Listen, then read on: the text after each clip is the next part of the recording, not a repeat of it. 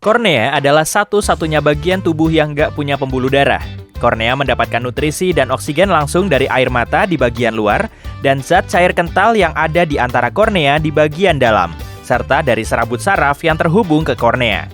Oleh karena itu, lensa kontak dulunya berpotensi menimbulkan masalah. Lensa kontak zaman dulu mengurangi suplai oksigen, karena kornea sebagian besar mendapatkan oksigen dari luar. Masalah ini terpecahkan atau setidaknya berkurang waktu lensa hydrogel silikon mulai dipasarkan.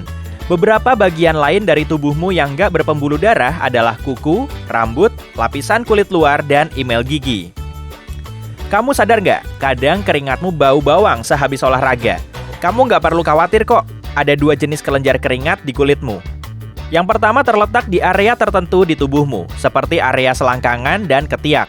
Kelenjar ini menghasilkan cairan berminyak khusus yang merupakan respon terhadap pengalaman emosional tertentu. Jenis kelenjar keringat lainnya jauh lebih umum dan tersebar ke seluruh tubuhmu, bertanggung jawab atas keringat tertentu yang kamu keluarkan setelah berolahraga. Keringat ini mendinginkan tubuhmu seraya menguap dari kulitmu. Karena kadarnya 99% air, jadi keringat nggak berbau. Ya, setidaknya pas pertama kali keluar dari pori-pori dan muncul ke permukaan kulit. Tapi ada banyak jenis bakteri di kulit manusia, dan semuanya memakan nutrisi dalam keringat itu bersama dengan serpihan kulit. Salah satu zat yang dihasilkan adalah zat kimia spesifik yang baunya kadang ngingetin kamu sama bawang. Kamu mungkin sadar dirimu menghasilkan lebih banyak air liur saat berlari, terutama waktu jogging singkat pas cuaca dingin. Tapi, kalau kamu lari maraton dan di luar lagi cerah, kamu akan menghasilkan lebih sedikit air liur. Tubuhmu mencoba mengimbangi efek pengeringan, karena kamu lebih banyak bernapas lewat mulut.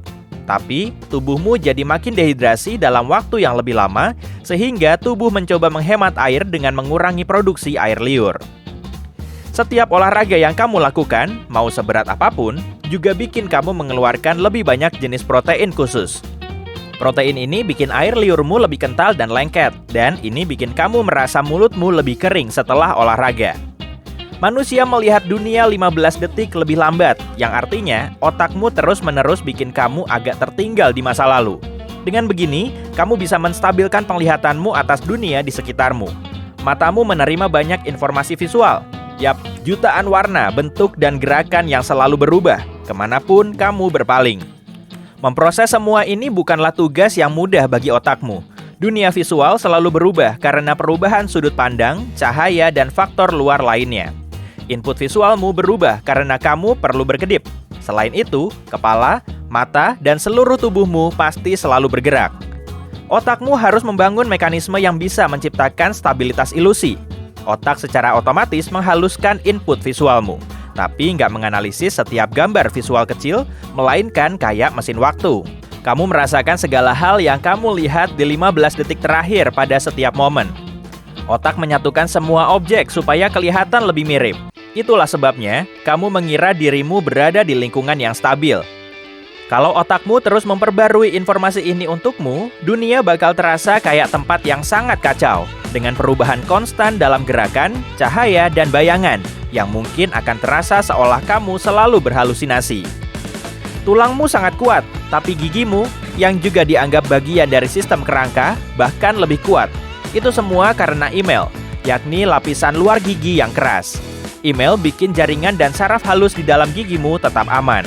Kamu sebenarnya membakar kalori waktu lagi mikir.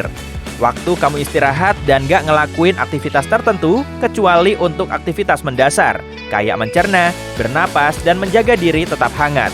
Otakmu menggunakan sekitar 20-25% total energi tubuhmu. Artinya, tubuhmu membakar sekitar 350-450 kalori per hari tanpa melakukan apa-apa. Manusia bukan satu-satunya makhluk hidup yang punya mekanisme seperti itu. Beberapa mamalia kecil, kayak marmoset kerdil yang mungil dan tikus pohon kecil, menggunakan persentase yang sama dari total energi tubuh mereka untuk otak. Sebagian besar energi yang dibakar otak berguna untuk membantu sel-selnya, yaitu neuron untuk saling berkomunikasi. Otak melakukannya lewat sinyal kimia yang dialirkan melintasi sinapsis, yaitu struktur sel khusus. Jadi, otak mengarahkan banyak energi ke sinapsis untuk membuatnya bekerja.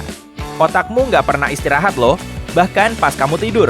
Bagian-bagian tertentu otak masih tetap aktif. Jadi, otakmu butuh bahan bakar untuk bekerja, dan kamu tetap membakar kalori waktu tidur. Makin berat tugas berpikir dalam sehari, makin banyak pula kalori yang kamu bakar. Jadi, kalau kamu lupa olahraga hari ini, coba kerjakan sudoku. Apa kamu suka makan es krim buru-buru? Kadang mungkin aman-aman aja ya, tapi kalau terlalu sering, kamu pasti tahu rasanya brain freeze. Ini adalah perasaan intens dan tidak nyaman yang datang dari depan atau samping kepalamu, tepat setelah minum atau makan sesuatu yang dingin, kayak es serut, es krim, atau es loli. Sebagian orang bahkan mengalami sensasi yang sama setiap kali terkena udara dingin. Para ilmuwan masih belum yakin kenapa ini bisa terjadi. Tapi salah satu teori mengatakan zat dingin merangsang sekelompok saraf yang terletak di belakang langit-langit.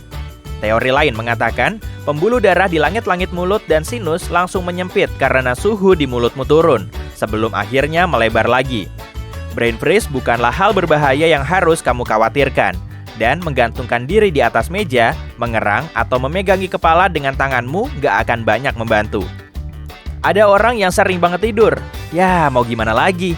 Tapi ada juga orang yang punya kondisi tertentu yang disebut familiar natural short sleepers, yang artinya mereka agak kebal terhadap kurang tidur. Sekitar 1% populasi manusia mengalaminya. Meski kurang tidur, mereka ngerasain biasa-biasa aja tuh. Mereka bisa tidur cuma 6 jam per malam. Tidur sesingkat ini bisa bikin banyak orang pusing setelah beberapa malam. Mata manusia biasanya punya 3 sel kerucut. Artinya, kita bisa mengenali sekitar 1 juta rona warna berbeda dalam spektrum warna hijau, merah, dan biru. Namun, ada beberapa orang dengan kondisi langka bernama tetrakromat yang punya 4 sel kerucut di matanya. Dengan begini, mereka bisa melihat rona ultraviolet, yang artinya mereka bisa membedakan 100 juta warna berbeda. Kamu tahu nggak? Kerang kamu itu basah semua loh. Gini maksudnya, seluruh tubuhmu sebagian besar terdiri dari air, sekitar 60%. Cairan itu bukan cuma ada di organ, otot, dan kulitmu, tapi juga di dalam kerang kamu. Hampir sepertiga massa tulangmu adalah air. Ada jaringan menakjubkan yang tersembunyi di dalam tubuh manusia. Pembuluh darah sangatlah kecil, tapi kalau bisa diluruskan semuanya, hasilnya luar biasa. Seluruh tubuhmu punya jaringan pembuluh darah sepanjang 96.500 km. Salah satu cara supaya jaringan darahmu tetap sehat adalah dengan makan sehat. Apa kamu pernah penasaran kenapa hewan primata jauh lebih kuat daripada kita? Dalam banyak aspek, tubuh kita dan mereka memang mirip. Sebagai contoh, coba lihat struktur otot simpanse. Tapi kerabat primata terdekat kita kira-kira 1,35 kali lebih kuat daripada kita. Tubuh manusia punya lebih banyak serat otot berkedut lambat dibandingkan primata. Jenis serat otot ini nggak begitu kuat, tapi bikin kita bisa lebih tahan dibanding primata lain. Dan kita jadi bisa melakukan hal-hal seperti mengumpulkan makanan dan berburu, kegiatan yang membantu nenek moyang kita bertahan hidup. Itu juga alasan kenapa kita bisa lari maraton, sementara kera nggak akan pernah bisa. Tapi kita masih tetap kalah dalam hal persaingan kekuatan. Tertawa itu menular. Ini bukan cuma metafora.